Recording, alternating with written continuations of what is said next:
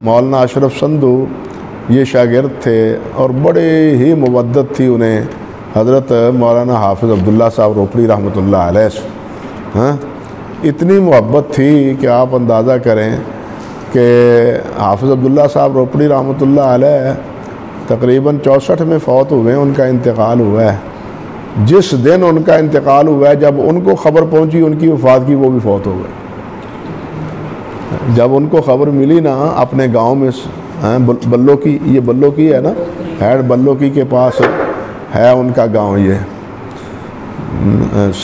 वो मौलाना अशरफ संधू रहमतुल्लाह अलैह हैड बल्लो की, तो ये बल्लो की में होते थे, ये गांव है वहाँ, उसी की निस्बत से हैड बल्लो की है। तो वो भी फ़ौत हो गए, यानी उस्ताद शागिर्द एक ही रोज़ उन दोनों का इंतकाल हुआ। इतनी मोहब्बत थी हाफिज़ अब्दुल्ला साहब रहमतुल्लाह अलैह से, और हाफिज़ साहब का वो बड़ा ही एहतराम करते थे। उनकी बहुत अच्छी किताबें हैं।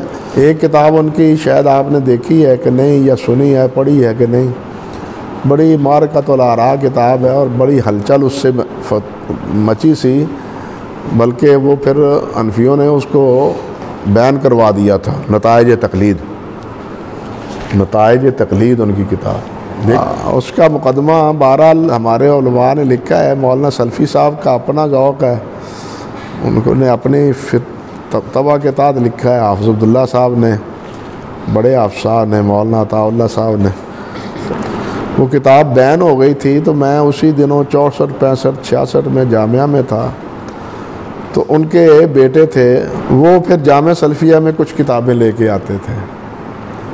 तो उस वक़्त मैंने ख़रीदी ये नताइज तकलीद, तारीख़ तकलीद, नताइज तकलीद, और 3-4 उनकी किताबें हैं, अच्छी किताबें हैं माशाअल्लाह। एक उनकी किताब ये जो है ना, मौलवी उमर अशरफी, उनकी किताब है ना, क्या नाम, मिकियास अनफियत, उसके जवाब भी लिखा है उन्होंने, उसके जवाब पर भी उनकी किताब। तो खैर, कहने का मकसद ये, तो उस वक़्त किताबें ख़रीदी, मुझसे पता नहीं कौन ले गया नताइज तकलीद, बस मेरे हाथ से निकल गई। कौन ले गया, किस, कहाँ, मुझे ये बिल्कुल याद नहीं। बहरहाल मेरे पास नहीं। अब एक साथी ने मुझे ला के दी है। बहरहाल किताब अच्छी है।